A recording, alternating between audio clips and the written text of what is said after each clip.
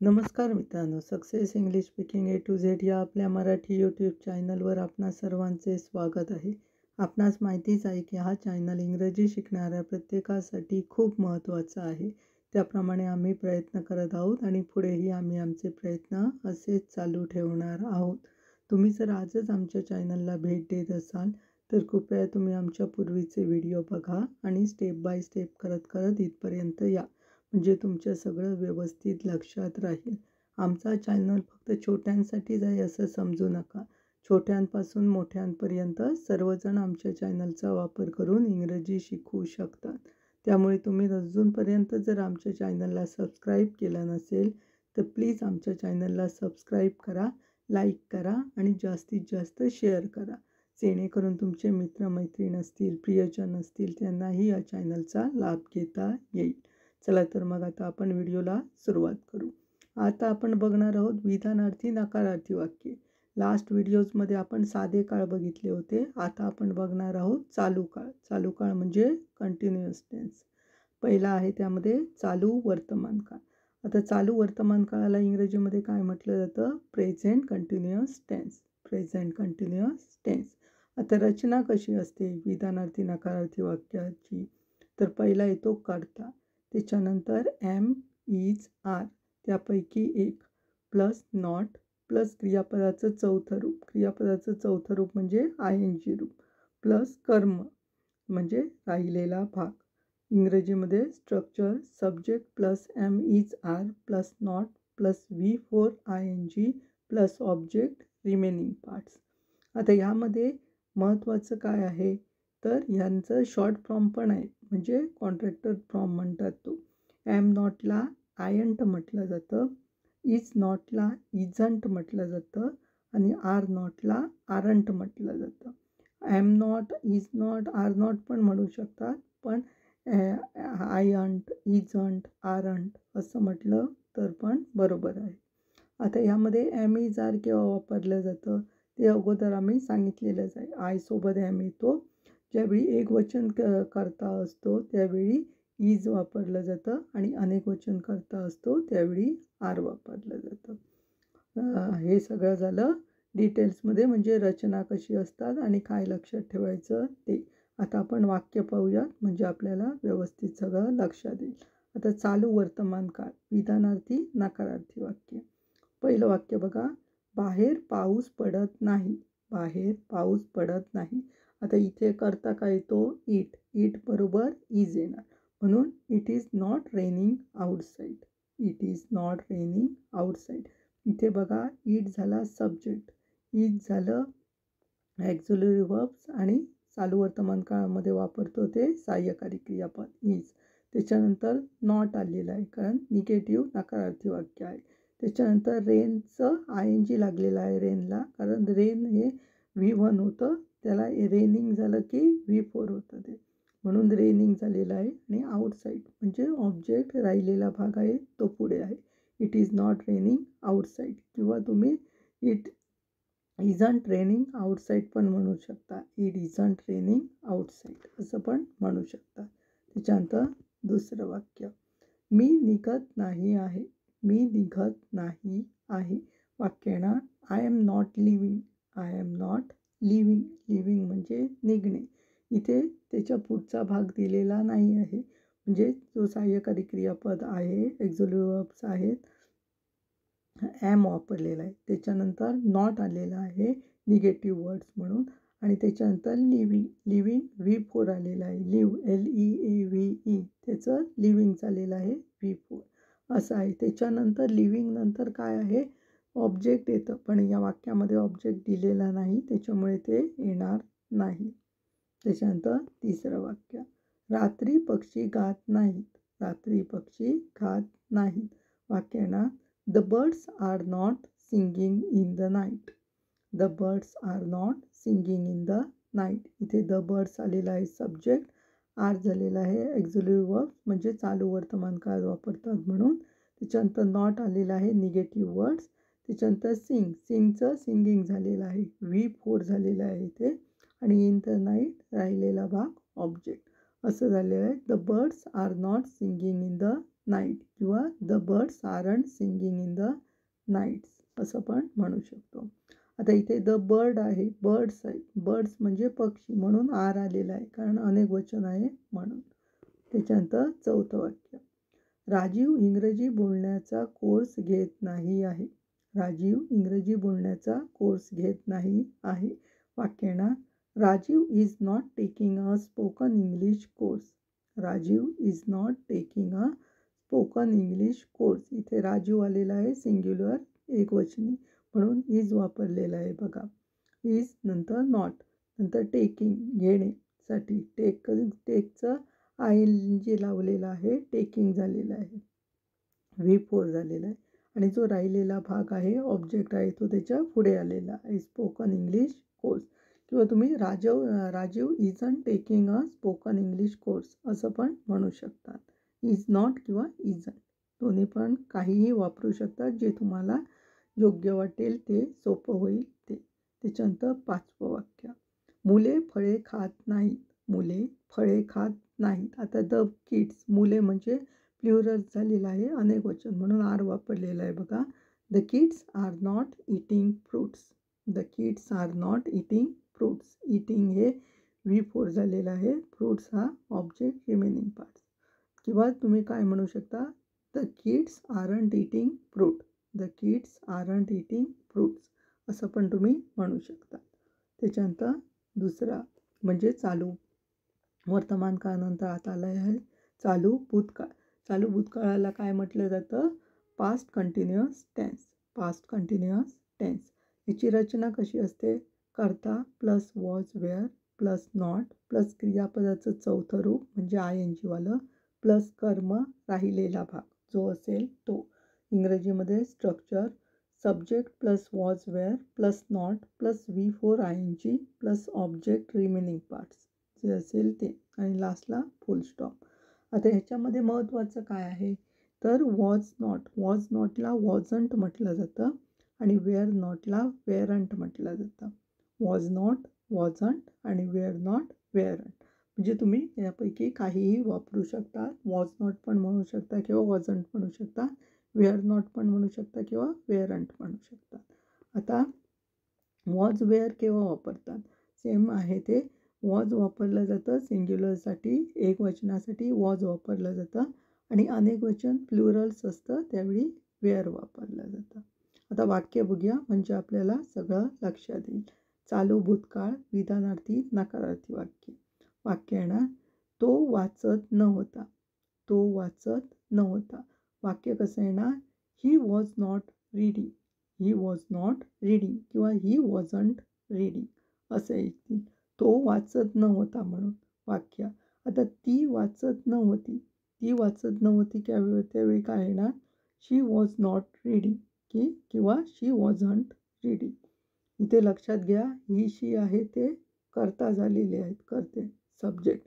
त्याच्यानंतर वॉज आलेला आहे कारण भूतकाळ असल्यामुळे चालू भूतकाळ वॉज वापरलेला आहे. नॉट निगेटिव्ह आहे, नकारार्थी आहे म्हणून आणि रीडला ING लागलेला आहे V4. इथे ही वॉज, ही आणि शी काय आहेत ते एकवचनी आहेत, सिंग्युलर आहे म्हणून वॉज वापरलेलं आहे, हे लक्षात घ्या. त्याच्यानंतर दुसरं वाक्य, मुले शाळेत जात नव्हती. मुले शाळेत जात नव्हती. आता मुले हे खूप आहेत म्हणून इथे काय वापरलेलं आहे, वेअर वापरलेलं आहे आणि नव्हती निगेटिव्ह आहे म्हणून नॉट. वाक्य बघा, the children were not going to school. The children were not going to school किंवा the children weren't going to school असं पण तुम्ही म्हणू शकता. The children subject, were use for चालू भूतकाळ means past continuous tense. Not is negative words. Going V4 plus to school is an object means कर्म. असं वाक्याची रचना आहे, ही लक्षात घ्या. त्याच्यानंतर तिसरं वाक्य, आम्ही क्रिकेट खेळत नव्हतो. आम्ही क्रिकेट खेळत नव्हतो. इथे आम्ही आहेत. आम्ही म्हणजे खूप जण आहे, प्लुरल्स आहेत, अनेक वचन आहे म्हणून वेअर आलेलं आहे. वाक्य बघा, we were not playing cricket. We were not playing cricket किंवा we weren't playing cricket we weren't playing cricket असं पण म्हणू शकतो आपण. त्याच्यानंतर नेक्स्ट चौथं वाक्य, माझे मित्र मला खरे सांगत नव्हते. माझे मित्र मला खरे सांगत नव्हते. वाक्य माझे मित्र म्हणजे एकापेक्षा जास्त आहे, म्हणजे ते प्लुरल्स आहेत, अनेक वचन आहे, म्हणून वेअर आलेलं आहे. बघा वाक्य, my friends were not telling me the truth. The friends were not telling me the truth किंवा the friends weren't telling me the truth असं पण म्हणू शकतात. माय फ्रेंड सब्जेक्ट, वेअर, त्याच्यानंतर नॉट आलेला आहे, त्याच्यानंतर V4 आलेला आहे, त्याच्यानंतर ऑब्जेक्ट रिमेनिंग पार्ट्स आहे तो त्याच्या पुढे आलेला आहे आणि लास्टला फुल स्टॉप आलेला आहे. त्याच्यानंतर पाचवं वाक्य, रमेश आणि रेणू एकमेकांशी बोलत नव्हते. रमेश आणि रेणू एकमेकांशी बोलत नव्हते. हे पण अनेक वचनी आहे, त्याच्यामुळे वेअर आलेलं आहे. आता अनेक वचनी कसं काय, रमेश आणि रेणू दोन आहेत, एक नाही आहे. एक असतं तर वॉज आलेलं असतं, पण इथे रमेश आणि रेणू आहे, दोघं जण आहेत, त्याच्यामुळे वेअर आलेलं आहे. Ramesh and Renu were not talking to each other किंवा Ramesh and Renu weren't talking to each other असं पण म्हणू शकतो आपण. त्याच्यानंतर चालू भविष्यकाळ. चालू भविष्यकाळाला काय म्हटलं जातं, future continuous tense. Future continuous tense याची रचना कशी असते, करता plus shall will plus not plus be plus क्रियापदाचं चौथं रूप म्हणजे ING प्लस कर्म म्हणजे जो काही राहिलेला भाग असेल तो. आता स्ट्रक्चर बघा इंग्रजीमध्ये, subject plus shall will plus not plus be plus V4 ING plus object remaining parts असं ह्याचं काय आहे स्ट्रक्चर आहे. हे स्ट्रक्चर लक्षात घ्या. महत्त्वाचं काय आहे, याला शाल नॉटला शांट म्हटलं जातं, विल नॉटला वोंट म्हटलं जातं. हे शॉर्ट फॉर्म आहे त्याची, हे लक्षात घ्या. त्याच्यानंतर चालू भविष्यकाळ. चालू भविष्यकाळ विधानार्थी नकारार्थी वाक्य. पहिलं वाक्य बघा, नेहा TV पाहणार नाही. नेहा TV पाहणार नाही म्हणजे यावेळी, पुढे भविष्यकाळाचं आहे ते वाक्य, म्हणजे यावेळी ती TV पाहणार नाही. वाक्य येणार, Neha will not be watching TV. Neha will not be watching TV. इथे बघा नेहा झालेला आहे सब्जेक्ट, विल यूज झालेला आहे भविष्यकाळासाठी, फ्युचर टेन्ससाठी, not negative words, be remaining parts आहे तो, म्हणजे विलचा विल बी आहे, पण ते डायरेक्टली विल बी येत नाही, विल नॉट बी असं येतं, त्याच्यामुळे काय झालेलं आहे ते डिवाईड झालेलं आहे निगेटिव्ह असल्यामुळे. त्याच्यानंतर वॉच आलेलं आहे, V1 वॉच होतं आणि वॉचचं V4 होतं वॉचिंग, त्याला ING लागतं, आणि TV आहे तो ऑब्जेक्ट आहे किंवा रिमेनिंग पार्ट्स आहे असं वाक्य आहे. वाक्य आहे ना, Neha will not be watching TV किंवा Neha won't be watching TV असं पण म्हणू शकतो आपण. त्याच्यानंतर दुसरं वाक्य बघा, आकाश वजन कमी करणार नाही.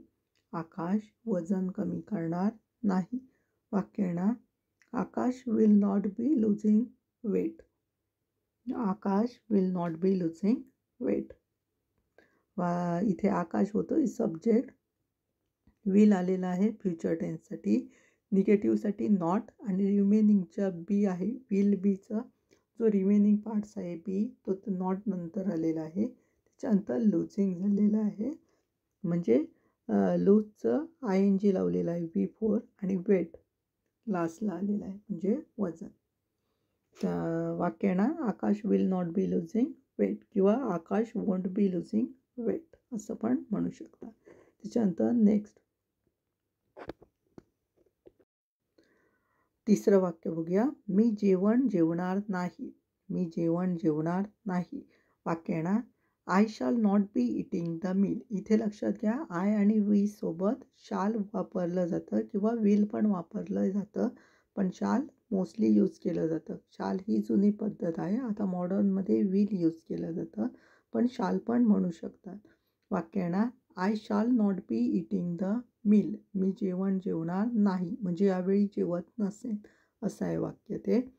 किंवा तुम्ही काय म्हणू शकता, I will not be eating the milk. म्हणजे I shan't be eating the meal किंवा I won't be eating the meal असं म्हणू शकतात. त्याच्यानंतर चौथं वाक्य, आपण उद्या यावेळी आपण झोपणार नाही. आपण उद्या यावेळी झोपणार नाही असं आहे. ते आपण काढून टाका, आपण ते डबल झालेलं आहे. वाक्य येणार आपण उद्या यावेळी झोपणार नाही. वाक्य येणार इंग्रजीमध्ये we shall not be sleeping this time tomorrow. We shall not be sleeping this time tomorrow किंवा we will not be sleeping this time tomorrow असं आपण म्हणू शकतो. वी झालेला आहे सब्जेक्ट, शाल विल यूज केलं जातं फ्युचर टेन्समध्ये.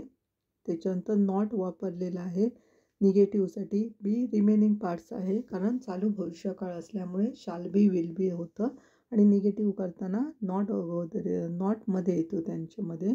त्याच्यानंतर स्लीप होतं V1, त्याचं स्लीपिंग V4 झालेलं आहे आणि this time tomorrow object remaining parts आलेला आहे तो. त्याच्यानंतर नेक्स्ट 5वं वाक्य, मुली रविवारी दुपारी जेवणानंतर पोहणार नाहीत. मुली रविवारी दुपारी जेवणानंतर पोहणार नाहीत. वाक्य येणार girls will not B swimming on Sunday after lunch.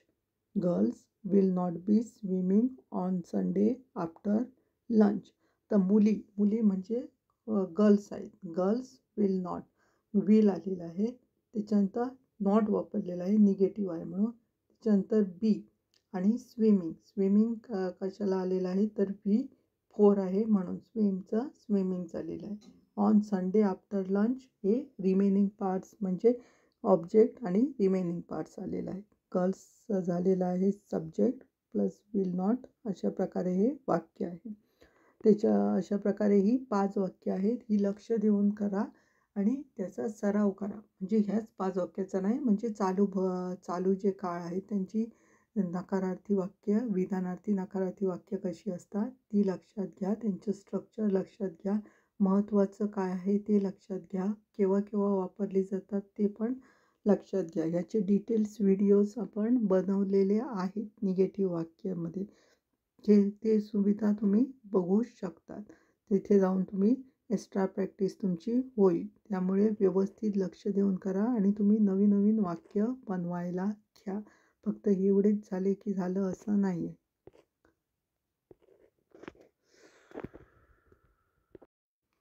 आणि आमचे ऑवर सोशल मीडिया प्लॅटफॉर्म्स पण आहेत. तिथे जाऊन पण तुम्ही व्यवस्थित इंग्रजी शिकू शकतात. म्हणजे तिथे पण बरंचसं तुम्हाला येऊ शकतं. बहुतेक आम्ही इन्फॉर्मेशन तिकडे चांगली दिलेली आहे. त्यामुळे तिथे जाऊन पण तुम्ही आमच्या प्लॅटफॉर्मला नक्कीच भेट द्या. फेसबुक पेज आहे आमचं इंग्लिश स्पीकिंग विथ स्वप्नील स्मिताचा भाऊ. त्याचप्रमाणे प्रतिलिपी अकाउंट पेज आहे स्मिताचा भाऊ आणि आमचं लिंक्डइन अकाउंट पेज पण आहे एन स्वप्नील स्मिताचा भाऊ. त्यामुळे तिथे जाऊन पण आम्हाला फॉलो करायला विसरू नका. चला तर आता आपण भेटणार आहोत नेक्स्ट व्हिडिओजमध्ये. तोपर्यंत धन्यवाद.